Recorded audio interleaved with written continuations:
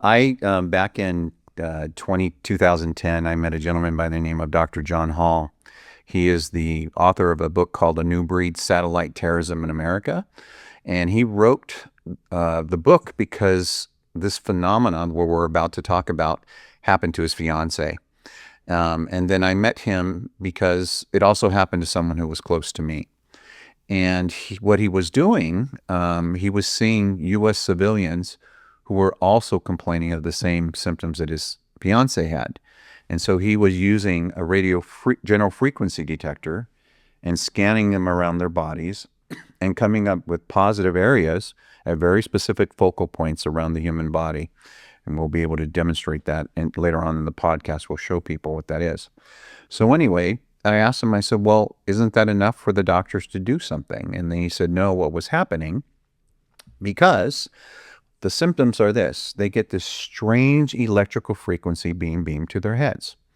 And then followed by short-term, long-term memory fog, dizziness, nausea, vomiting, vertigo, but more specifically, electrical shocks to the human body. They feel it physically? Physically, and very targeted towards the torso.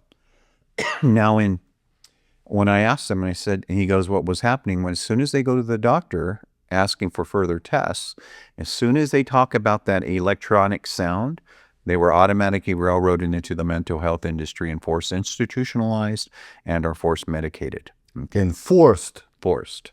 Okay. What year was that? It's 2010.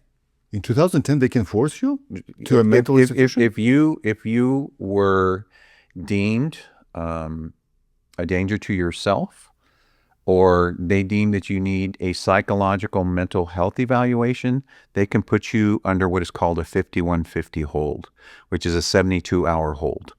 Okay? In where? Anywhere in the United States. They can do that. 50 states? In all 50 states. You can be put on a mental health hold. If you come on your own and tell the story. But what about, let's say, my friend is experiencing the same stuff. Will they come for him? No, he has to tell someone. Okay. Yeah, if he's telling someone this, and I'll explain why that happens. But what happened recently in 2016, our diplomats in Havana, Cuba, started having the same symptoms. They started complaining about this weird frequency being beamed to their heads, followed by short-term, long-term memory loss, brain fog, nausea, vomiting, vertigo, severe head pain, and electrical shocks to the body, specifically in the torso. The U.S. government did not believe them until the Canadian diplomats started having the same symptoms. And the Canadian government ended up supporting their diplomats by giving them health care and services in order to figure out what was going on with them. After that, then the U.S. government decided to help the U.S. diplomats. But on May 8th of 2024, the Department of Homeland Security had a hearing in which a witness testified. His name was retired Lieutenant Colonel Greg Edgring. And Colonel Edgring, testified that this phenomenon was happening not only to our diplomats, but the best of our best in the CIA, FBI, and it is now happening to congressional members in Congress. Okay? Not in Havana, not in Cuba. No. In the States. It is here in the States, on our homeland. Okay? And so what he was fighting for is for resources and services for those individuals who were harmed by this. But they are only claiming this started in 2016 and is only happening to federal employees and their family members. Now, the interesting thing is they can't get away from the signal no matter where they go. It seems to follow them.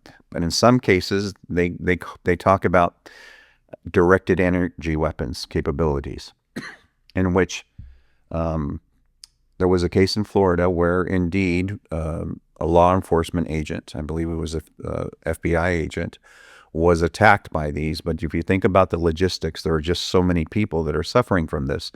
It's logistically impossible to have so many people following around and aiming this device at you. So, it was a different phenomenon. So I decided to talk to Dr. John Hall, and I said, you know what, there's got to be a way to take these complaints, subjective just meaning nothing that we can measure. It's only things that you can voice. Mm-hmm. And I said, there's got to be a way to take that subjectivity and turn it into objectivity. So I decided to hold a meeting in Sacramento, California, and I just sent out flyers to the community, and I said, if you're having these symptoms, I'd like to talk to you. I expected maybe 12 people would show up. 100 people showed up. It was standing room only. And what was unique about that meeting, I called it for several reasons, but one specific reason is Dr. Hall called me late one evening. He says, Jesse, there's this married couple, and I can say their names, John and Bonnie Kellerby, because it's an important case. And he says he's about to divorce her because he thinks she's crazy. Can you please call him and maybe help him? I said, sure. So I called Mr. Kellerby and I said, you know what? I understand what you're feeling and I understand your frustration, but can you just slow things down a little bit and please come to our meeting? And so when we came to the meeting in Sacramento, I had everyone stand up and tell me why they were there and what they were experiencing. And by the time we were done, Mr. Kellerby stood up in his room, very emotional, and he's not that kind of man, very proud man. And he stood up and he started to tear up, and he says, I almost lost the love of my life. He says, because I thought she was crazy. And he goes, and after hearing every one of you here in this room, you're complaining about the same thing she is, exactly the same, and I can no longer say she's crazy. So he supported her from that point forward, and he became a hero.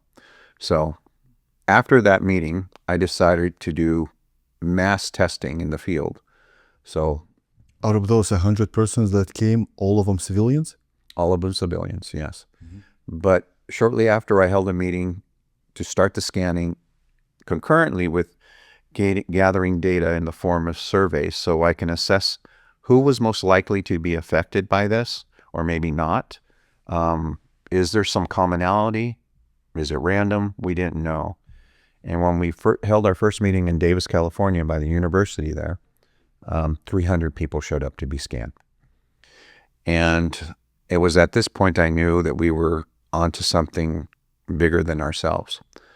And after that testing, the pictures that were starting to be painted is the people who were most likely to be affected by this first were Caucasian females in their 40s, highly educated, recently single, widowed, or divorced.